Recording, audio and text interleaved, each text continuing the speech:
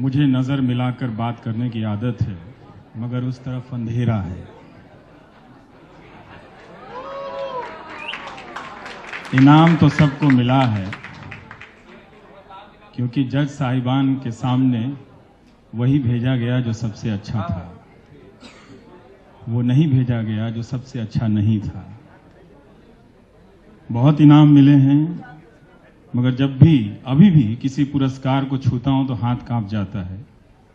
एक बार अंतरात्मा पूछती है कि सचमुच इसके हकदार हो। यही सवाल आप सब अपने अपने चैनलों से पूछिएगा, जिनके पर्दे पे 4 दिनों से उन्माद की भाषा बोली जा रही है राष्ट्रवाद के नाम पर। तालियां बजाना बहुत आसान है और तालियां पाना बहुत आसान है।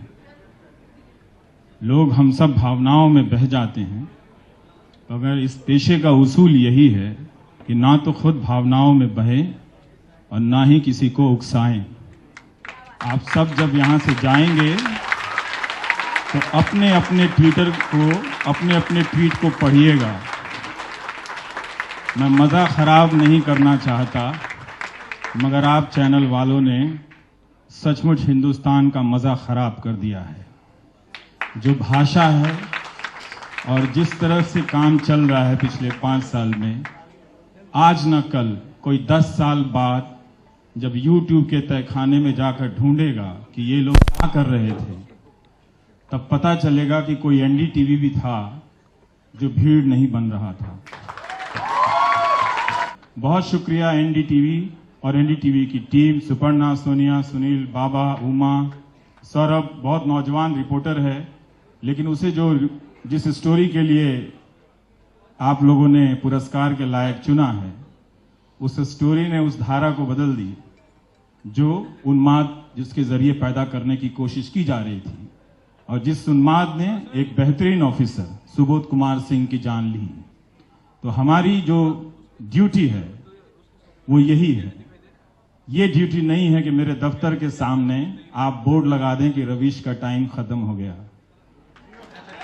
रवीश का टाइम खत्म नहीं हो सकता है। आपको हजारों इनाम मिल जाएंगे, आपकी TRP 100वें माले पर चढ़ जाएगी, तब भी कोई रवीश की जरूरत रहेगी। पत्रकारिता में आम आदमी कोई रवीश जैसा ही ढूंढेगा। मैं रहूं या नहीं रहूं उसकी चिंता मत कीजिएगा। तो हमारी सुपर्णा जी ने कहा कि क्या करना चाहिए, मैंने कहा हंसना चाहिए। आप तो हंस रही हैं, तो मैंने कहा बिल्कुल हंसना चाहिए। लेकिन अगर उनकी मीडिया प्लानर टीम ने मुझसे पूछा होता कि हम आपके टाइम के खत्म होने के ऐलान पर लाखों रुपए खर्च कर रहे हैं, आपका क्या कहना है, तो मैं यही कहता कि वो पैसा अपने गरीब पत्रकारों में बांट दीजिए, मैं प्राइम टाइम से इस्तीफा दे देता हूं और अपने घर चला जाऊंगा। तो यही है कि हम आपस में इतने जहर ना बोएं और ना अपनी आदत से जनता के बीच, दर्शकों के बीच सनक की हवा को तेज करें। ये हमारी जिम्मेदारी है। हम ये 5 साल का दौर पूरा कर गए। आप ज्यूरी का बहुत बहुत शुक्रिया। हम आपके उस ईमान और ज़मीर का कद्र करते हैं कि आपने हमें चुनते वक्त ये सोचा तो होगा कि बहुत बुझाने की कोशिश की गई, मगर ये दिया जगमगाता रहा। बहुत बहुत शुक्रिया।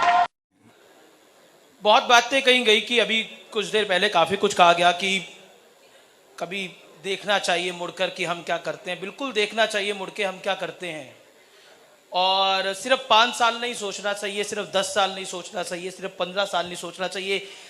उस 25-30 साल को सोचना चाहिए जब हमने क्या क्या किया है, वो सब कुछ सोचना चाहिए। ज़रूरी वो भी है सोचना कि जब हम मुड़कर देखें, जब हम आईने में देखें तो लगे हम अगर किसी के बारे में कुछ कह रहे हैं तो कितनी कालक हमारे मुंह पर भी है, वो भी सोचना जरूरी है। तो मैं धन्यवाद करता हूं ENBA के जूरी का, अनुराग का, क्योंकि व्यूअर्स जो हैं वो सब कुछ निर्धारित करते हैं। और जब आपकी व्यूअरशिप हाई हो, अक्सर नेता कहते हैं कि आप उसकी साइड लेते हो, आप उसकी साइड लेते हो। मैं एक ही बात बोलता हूं कि हमारे व्यूअर्स तय करते हैं कि हम कितने बेहतर हैं। आपके वोट तय करते हैं, हमारे व्यूअर्स तय करते हैं कि हम कितने बेहतर हैं। जिसके नंबर जितने हैं वो उतना बेहतर है, उसको मानने में किसी को गुरेज नहीं होना चाहिए। धन्यवाद। Thank you so much. Supriya Prasad ji यहाँ पहुंच नहीं सके, लेकिन उनके 4 सिपाही यहाँ तैनात है।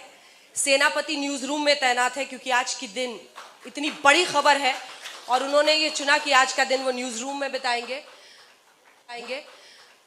वो आज तक की सोच है, उसकी रफ्तार है, उसकी तेजी है, उसकी आत्मा है, उसकी फॉरवर्ड प्लानिंग है, और कैसे खबर को फैला दिया जाए हर एक व्यक्ति तक, ताकि कभी यूट्यूब के तहखाने में इस चैनल को ढूंढना न पड़े। इसलिए आज तक के संपादक इस वक्त न्यूज रूम में मौजूद हैं, उनके सिपाही आपके सामने हैं। धन्यवाद।